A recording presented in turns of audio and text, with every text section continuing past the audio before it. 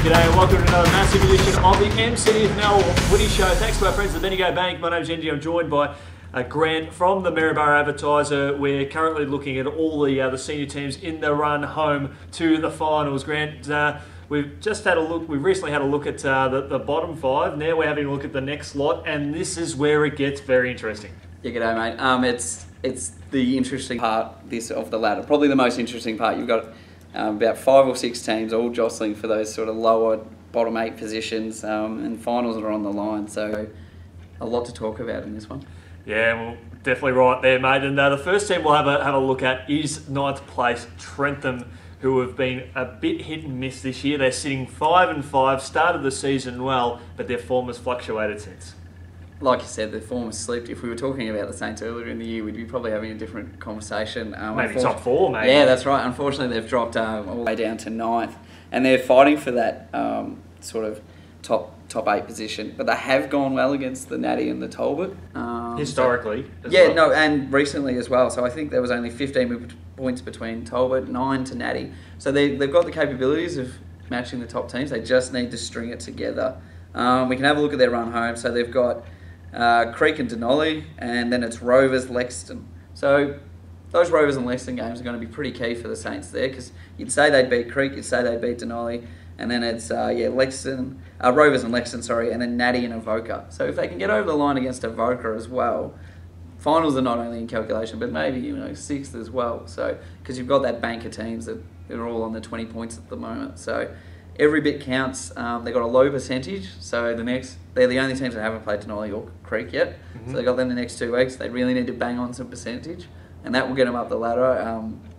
And it's going to come down to percentage. So those next 2 weeks are equally as big as the games to come afterwards, but they're going to have to, probably knock off an Avoca, somebody like that, or even a Lexington or a Rovers to really cement their top 8 position. Otherwise, they're going to be, sort of grabbing at the wire right at the end. And this is going to be important for them, that virtually every game counts for something really important. It's whether it be percentage or trying to get that winning in the team in the same blocks where they're at. Yep, absolutely. And yeah, like I said, they just want to grab that percentage.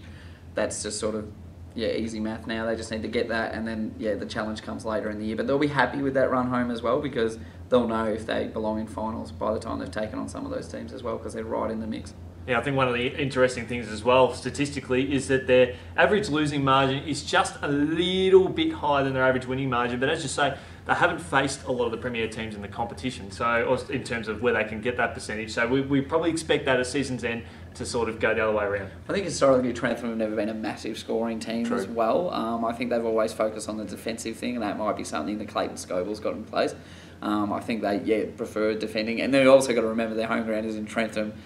Pretty hard place to score, because the weather conditions aren't always favourable as well. But if they can sort of keep the games defensive, that's going to keep them in games longer. So when it comes to finals, if they make it, it's not a bad game plan to sort of just lock down on teams, and 10-goal game might win it. If they're currently sitting at 5-5, how many do they win of their last 6 for yours? Well, I've got Creek and Denali's wins, and then Rovers, Lexington, Natty and Avoca. Let's say they beat Avoca, and maybe Lexington based on ladder positions.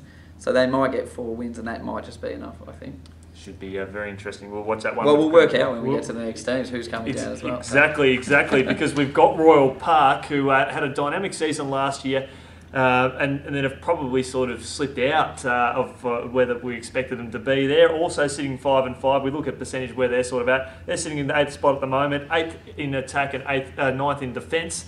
An interesting run home for them as well. Well, we're talking about wins, how many they're going to get this season. I've probably got them penciled in for 3 more this year, which I reckon should get them into the finals. So they've beaten Trentham and Rovers. Yep. Good wins, especially the one against Rovers. You want to beat the other Maryborough team, and they did it pretty well. So we'll just have a quick look at their run home once I find it. They've got Natty, which is a tough one, and it's at Natty. They've got Malden, which you're going to have to say is going to have to be a win to make things comfortable. Harcourt, probably not a win. And then they've got Creek, which you'd say would win. Talbot, and then Denali. So they've got pretty much 2 guaranteed wins, and they'd probably want to take one of those third ones. Malden looks like the game that they should be able to get up in, but they're not incapable of knocking off a sort of Harcourt or even a Talbot, depending on what sort of Talbot team rocks up. Natty might be a stretch too far, but Royal Park and Natty do have a pretty good history going together. Royal Park has got really close to Natty the last few years. I know Natty really shocked them with a big win last year. So you can't write Royal Park off in any game, and I think that's kind of what they would like, but I've got them making the 8, which is a pretty good effort. Yeah, I think there's certainly a massive chance to probably beat a Harcourt in that sense as well, and even a Talbot on their day. Avoca certainly been they've had a big rise into finals calculations this year. They've obviously got a bit of a rebound team. They've got some good goal kicking ammunition. They kicked I think 34 goals a few weeks ago. When they're good, they're really good when they've got their full complement. But I think the biggest problem is they do have a bit of a turnover in players on a week-to-week basis, just due to employment of those in the team. Yeah, the availability seems to be the biggest thing for Avoca. You're really not quite sure what Avoca side's going to rock up on the weekend. They've got their 5 wins. I think you have to have a look at who they're against. So at the moment they've beaten Royal Park, Maldon, Creek, Newstead and Denali. So they're all teams below them on the ladder, and there's only one team, and I think that is the Royal Park, that's in the top 8 at the moment. So they've got to beat a team above them on the way home, and I reckon they're going to struggle to get another win for the year. Because they've probably got the toughest run home out of anybody. They start with Navarre, then it's Rovers, then it's Lexington, then Natty, Harcourt and Trentham, as we're dropping at the moment. You've got them potentially not winning another game for the season. I've got them winning about 2, just based on those around them. Which could be enough, considering Lexington's that game off Maldon. Things are definitely going to have to go Maldon's way. So there's not a lot of teams that take them out. Yep. I'd say Trentham is the team that's going to threaten them the most. Watch that one with great interest. Maryborough Rovers sitting in 6th. They are probably the hardest team to predict in 2018 because when they are good, they're amazing, but they have not delivered against the best sides, and they've challenged them, but they just haven't gone on with the job. Yeah. That's a pretty fair summation. So they've got their 5 wins, and that puts them at the top of this 5-win bracket. Yep. Where everybody's on 20 points. The last game against Navarre was probably a real tough one for them because Navarre is now a game clear, and Rovers have been pulled right back to the pack, and that makes every game for Rovers left home a really big game. They're must-win games. We can have a quick look at their run home. So it's a toughie too. So they've got Carisbrook, Avoca, Trentham, Newstead, then Navarre again, who they've just lost to, and Talbot. So it's probably, again, that sort of 3-win sort of bracket. You bank on them getting the hat-trick of wins in the row there. Yeah, you'd hope so. So then that should be enough to cover your Avoca, who might get those 3 wins as well, and Royal Park, and then it's Trentham threatening. So if they can get those 3 wins, they're probably home. They've probably got finals, and they've spent most of the year playing on Princess Park. If they can get their full team together, things are looking up for Rovers. They've just sort of got to get to finals before they can do something. I don't think it really matters if they finish 5th or 8th. You're going to be playing the same sort of teams, and you're going to be playing probably at Princess Park or Hedges. If they can get at Princess Park, they're going to be much happier as well. So then they can start doing their damage. But right now, it's just get the points on the board and get those wins, I think. What have you sort of got them finishing in the end? I think they'll probably be about 5th. I think they should be able to maybe hold on their position because I don't see who's going to get them. I think Royal Park and Trentham and even your Lexington, I think they're too far back to pull down Rovers. But it's going to come down to that Avoca game is massive. Because Avoca will want to win that as well. Avoca will want to win that, and then that Trentham game as well is massive. And then even that Newstead one we talked about earlier, that Newstead's not easy to beat either. So those 3 games make or break for Rovers. If they go down, it's it could be season over because the other 3 games are toughies. But if they can get up, they're home and hosed. We'll watch that one with bated interest. And the final game that we'll be looking at for the time being, we've got Navarre sitting in 5th spot with 6 wins and 4 games. They've come back really, really well after a slow start of the year. I just realised I made a mistake. Rovers will probably hold in 6 because I think Navarre have got that 5th place. Navarre the game off the 4, but they've got that game break. They're starting to get better. Navarre are always, steady builders, I'd say, that they're going to get their best team together for the business end of the season. So again, it's probably just coming down to that qualification. And again, that game against Rovers was a really big win for them. That was almost like an 8-point game. Yeah, absolutely. Yeah, that's a perfect way to describe it. And it's given them that breathing space that they'd really want. We'll have a look at their run home. So who have we got? We've got Avoca and Campbell's Creek. Let's say that their wins.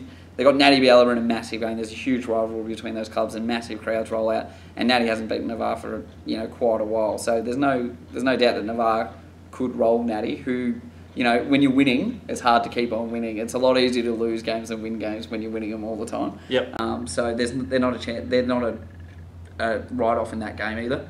Then it's Moulded and Rovers. So they've got the points over at Rovers recently. They want to repeat that. It just makes things a lot firmer. That could be another 8-point game. And who do they finish with there, Yeendy? And then it's Carisbrook to finish, which is a really good game going into the finals. But Carisbrook might just take the foot off the accelerator there and just sort of try and save themselves for finals. So how much can be read into that, you don't know. The last 2 wins over Lexington and Rovers, so they've been the most important for Navarre. And once they get to finals, Navarre no finals, so you don't want to play them. Does percentage sort of come into play for them, or is it something that's not really an issue? It's about the wins and losses. I think they should have enough wins to stay in 5th at the moment. And they've obviously got enough power up forward to kick goals. I think Chris Brennan's been doing most of the work this year. And you got to remember, they've got the best ruckman in the league as well, Berry Power medalist Josh Folkes. And I think Jaden Folkes has played just his 2nd game for the year, and that really stiffens up their back line. And then there's the rumour of Brent Flood making a return. So if I can get that strong back line going again, who would want to play Navarre in the finals? That if they can finish 5th, they're going to take on the 8th team. So you say that they're going to make the 2nd week of finals, and then they'll have to win every final to get anywhere, but Navarre's the team to do it. No chance for a top 4, do you think? Or is it that 2-game gap that currently sits between them and Harcourt too great? I think it's probably going to be too great, having a look at what the other teams have got coming up. They'd probably have to pull off a bit of an upset somewhere. But again, that probably won't matter too much. Sometimes finishing 5th and versing 8th, yes, you've got to win every final, but if you go to 4th, you've got to take on the top team as well. And we are talking about Navarre here. Yeah, that's right. So, Navarre will... Don't get me wrong, Navarre will want to win every game. Navarre are a very competitive club, and they've proven that in the last couple of years, that they're the real deal. Should be quite fascinating to see how that unfolds. Well, thanks to our friends at Bendigo Bank. Thanks to your good self, Grant, from the Maryborough Advertiser. That is part 2 of 3 of our mid-season reviews, and we look forward to catching up with the next one. The epic conclusion.